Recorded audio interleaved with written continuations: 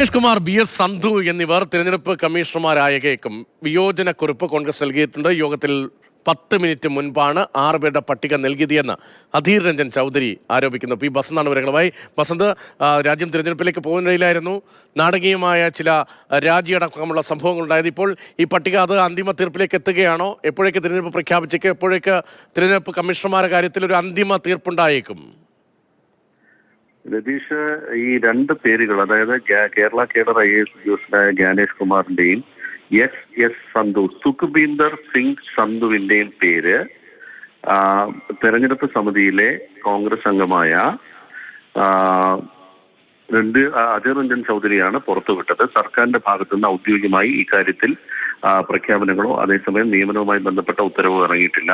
ഈ രണ്ട് പേരുകൾ തെരഞ്ഞെടുത്തതായി അധീർ രഞ്ജൻ ചൗധരിയാണ് വ്യക്തമാക്കിയിരിക്കുന്നത്. 6 പേരുകൾ അടങ്ങുന്ന ഒരു പട്ടികയാണ് നൽകിയത്. അതിനു മുമ്പ് 212 പേരുടെ ഒരു പട്ടികയാണ് തയ്യാറാക്കിയത്. ഇത് മുഴുവൻ നോക്കാൻ കഴിയില്ല എന്ന് പറഞ്ഞപ്പോൾ 10 മിനിറ്റ് മുമ്പ് 6 പേരുടെ പട്ടിക നൽകിയെന്നാണ് ഇപ്പോൾ അധീർ രഞ്ജൻ ചൗധരി പറഞ്ഞത്. അതോടൊപ്പം തന്നെ വിയോജനക്കുറിപ്പ്, ഇതുമായി ബന്ധപ്പെട്ട വിയോജനക്കുറിപ്പ് താൻ നൽകുകയും ചെയ്തിട്ടുണ്ട് എന്ന അധീർ രഞ്ജൻ ചൗധരി ഇപ്പോൾ വ്യക്തമാക്കി. യോഗം 12 മണിക്ക് തുടങ്ങി.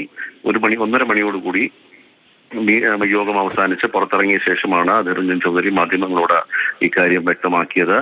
6 പേരുകളിൽ നിന്നും 2 പേരുകൾ തിരഞ്ഞെടുത്തു. അത് ഈ ഗണേഷ് കുമാറിന്റെയും അതോടൊപ്പം തന്നെ ഉത്തരാഖണ്ഡിലെ മുൻ IAS ഉദ്യോഗസ്ഥനായ സുഖ്ബീർ സിംഗ് സന്ധുവിന്റേതും ആണ് എന്നാണ് ഇപ്പോൾ വ്യക്തമാക്കിയിരിക്കുന്നത്.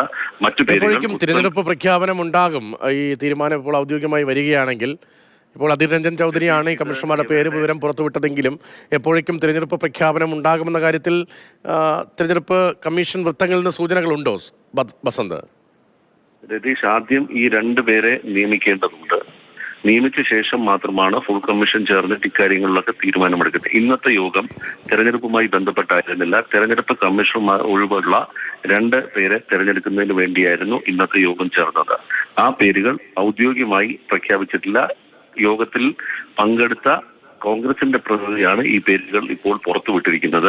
വിയോജനക്കുറിപ്പ് നൽകുകയും ചെയ്തിട്ടുണ്ട്. 6 പേരുടെ പട്ടികയിൽ നിന്നാണ് ഇപ്പോൾ ഈ 2 പേരുടെ പേരുകൾ. ഗണേഷ് കുമാർ കേരള കേഡർ IAS ഉദ്യോഗസ്ഥനാണ്. അദ്ദേഹം കശ്മീർ വിഭാഗം, ആഭ്യന്തര മന്ത്രാലയത്തിൽ കശ്മീർ വിഭാഗത്തിന്റെ ചുമതലയായിരുന്നു, ഡിവിഷന്റെ ചുമതലയായിരുന്നു.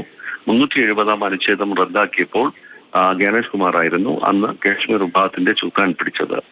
S സന്ധു എന്ന സുഖ്ബീന്ദർ സിംഗ് സന്ധു ഉത്തരാഖണ്ഡിൽ നിന്നുള്ള മുൻ IAS ഉദ്യോഗസ്ഥരാണ്. ഗണേഷ് കുമാർ ജനുവരിയിൽ വിരമിക്കുകയും ചെയ്തിട്ടുണ്ട് സർവീസിൽ നിന്നും. ശരി, പി ബസന്താണ് വിവരങ്ങൾ നൽകിക്കൊണ്ട് ദേശീയ തലത്തിൽ തിരഞ്ഞെടുപ്പുമായി ബന്ധപ്പെട്ട വളരെ പ്രധാനപ്പെട്ട തീരുമാനമെടുക്കേണ്ടതുണ്ട് തിരഞ്ഞെടുപ്പ് കമ്മീഷണർക്ക്. അതിനിടയിലാണ് ഗണേഷ് കുമാർ, BS സന്ധു എന്നിവരെ തിരഞ്ഞെടുപ്പ് കമ്മീഷണർമാരാക്കും എന്ന വിവരം അധീർ രഞ്ജൻ ചൗധരി പുറത്തുവിട്ടത്. അതേസമയം ഔദ്യോഗികമായ പ്രതികരണം ഇതുവരെയും ഉണ്ടായിട്ടില്ല. അധീർ രഞ്ജൻ ചൗധരിയുടെ ആ പ്രതികരണത്തിലേക്ക്. 6 नाम सिलेक्शन कमेटी पेश किया था. मान लीजिए कि उत्पल कुमार सिंह, प्रदीप कुमार त्रिपाठी, ज्ञानेश कुमार, इंद्रभर पांडे, सुखबीर सिंह सांधु, सुधीर कुमार, गंगाधर रहाते. इसमें गणेश कुमार और सुखबीर सिंह संधू चाहिए.